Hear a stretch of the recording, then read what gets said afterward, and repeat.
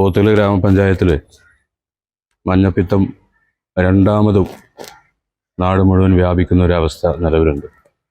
ഇപ്പോൾ നമ്മൾ ഈ നിൽക്കുന്ന ഈ സമയവും ഒരു ചെറുപ്പക്കാരൻ്റെ വിയോഗം ആ വേദനയിലാണ്.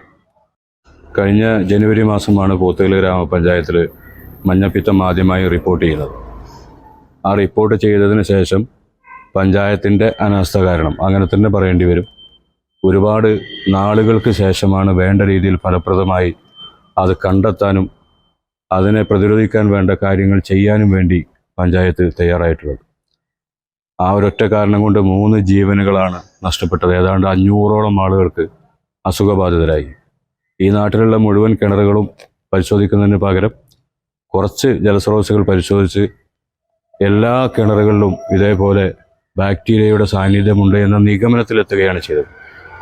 അതിനുശേഷം കിണറുകൾ, ജലസ്രോതസ്സുകൾ ശുചീകരിക്കാൻ വേണ്ടി ബ്ലീച്ചിങ് പൗഡർ വിനിയോഗിച്ചു. അത് വിനിയോഗിച്ച ആ സമയത്ത് ഈ നാട്ടിലെ നല്ലവരായിട്ടുള്ള വിദ്യാർത്ഥികളുടെയും സന്നദ്ധ സംഘടനാ അംഗങ്ങളുടെയും കുടുംബശ്രീ വനിതകളുടെയൊക്കെ സേവനം ആവശ്യപ്പെട്ടുകൊണ്ടാണ് അത് ചെയ്തത്. പക്ഷേ അന്ന് ആരോഗ്യവകുപ്പിൻ്റെ ഭാഗത്തു നിന്നുണ്ടായ ഒരു നിർദ്ദേശം എന്ന് പറയുന്നത് ഒരാഴ്ച കൊണ്ടോ 2 ആഴ്ച കൊണ്ടോ ചെയ്യാവുന്ന ഒരു പ്രവൃത്തിയല്ല, ഏതാണ്ട് മാസങ്ങളോളം ഇത് നീണ്ടു നിൽക്കണം. ബഹുമാനപ്പെട്ട ആരോഗ്യ സ്റ്റാൻഡിംഗ് കമ്മിറ്റി ചെയർപേഴ്സൺ എന്ന് പല ബോർഡ് മീറ്റിങ്ങുകളിൽ പറഞ്ഞു, ഇങ്ങനെയാണെങ്കിൽ ഇവരുടെ സേവനം നമുക്ക് പരമാവധി പ്രയോജനപ്പെടുത്താം. പക്ഷേ ഇവരൊക്കെ ഓരോ കുടുംബവുമായി മുന്നോട്ട് പോകുന്ന ആളുകളാണ്. ഒരുപാട് നീണ്ടു നിൽക്കുന്ന ഒരു സേവനത്തിന് ഇവരെ നമുക്ക് കിട്ടാവുന്നിടത്തോളം വിനിയോഗിക്കാം. ഒപ്പം ഓരോ വാർഡിലെയും കുടുംബശ്രീയിൽ 4 or 5 ആളുകളെ ഇതിന് പരിശീലനം കൊടുത്ത് അവർക്ക് ചെറിയൊരു വേതനം കൊടുത്തുകൊണ്ട് നമുക്ക് മുന്നോട്ട് പോകണം, ഈ അസുഖത്തെ നമുക്ക് പിടിച്ചു കെട്ടണം എന്നൊക്കെ ചർച്ചയിൽ വന്നു എന്നല്ലാതെ, കാര്യങ്ങൾ പഞ്ചായത്തിൻ്റെ മുന്നോട്ട് വെച്ചു എന്നല്ലാതെ ഒരു കാര്യവും ചെയ്തില്ല എന്ന് മാത്രമല്ല, രണ്ടാമതും ഈ അസുഖം ഈ പഞ്ചായത്തിൽ പടർന്നു പിടിക്കുന്ന ഒരവസ്ഥയിലേക്ക് കാര്യങ്ങളെത്തി. ഇന്നത് സംസാരിക്കുന്ന നിമിഷവും ഒരു പ്രിയപ്പെട്ട സഹോദരൻ്റെ വേർപാട് നമ്മൾ അനുഭവിച്ചു. എന്നിട്ടും ഇപ്പോഴും ഒരു മീറ്റിംഗ് വിളിക്കാനോ, ഇപ്പോൾ നാളെ DMO വരുന്നുണ്ട് എന്ന് പറയുന്നു. ഇപ്പോൾ കഴിഞ്ഞ ദിവസത്തിൻ്റെ മുന്നത്തെ ദിവസം ചാലിയാർ പഞ്ചായത്തിൽ ഇതേപോലൊരു സഹോദരൻ്റെ വിയോഗം. അവിടെയൊക്കെ എത്ര അടിയന്തരമായിട്ടാണ് മീറ്റിങ്ങും കാര്യങ്ങളൊക്കെ വിളിച്ചതെന്ന് ഓർക്കണം. പോത്തുകൽ ഗ്രാമപഞ്ചായത്തിൻ്റെ അനാസ്ഥ, ഈ അസുഖവുമായി ബന്ധപ്പെട്ട് ഈ മെല്ലെപ്പോക്ക് നയമാണ് ഈ ഒരു വിഷയം ഇവിടെ ഉണ്ടാവാൻ കാരണം. ഇപ്പോഴും അന്ന് ജനുവരി മാസത്തിൽ അസുഖം പടർന്നു പിടിക്കുന്ന ആ സമയത്ത് കവളപ്പാറയിൽ നിന്ന് മാറി താമസിക്കുന്ന 32 ST കുടുംബങ്ങൾ ആനക്കല്ല് കോളനിയിലാണ് താമസം. അവിടെ കുടിവെള്ളമില്ലാതെ വേദന അനുഭവിച്ച് അവർ ചാലിയാറിൻ്റെ തീരത്ത് പോയി താമസിക്കുന്ന ഒരവസ്ഥയുണ്ടായി. അപ്പോഴും ശ്രദ്ധയിൽ കൊണ്ടുവന്നു.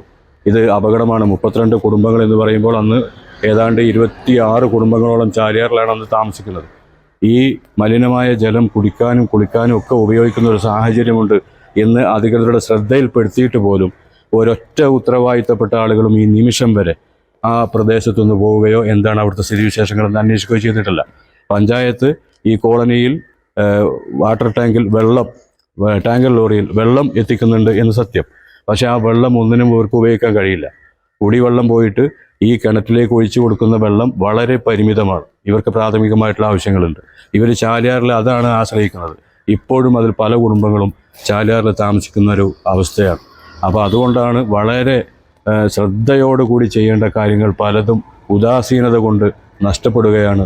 ഈ ഒരു അപകടാവസ്ഥ തരണം ചെയ്യാൻ ഇനിയെങ്കിലും പോത്തുകൽ ഗ്രാമപഞ്ചായത്തിൻ്റെ ഭരണസമിതിക്ക് നേതൃത്വം കൊടുക്കുന്ന ആളുകൾ മുൻകൈയിട്ടിറങ്ങണം.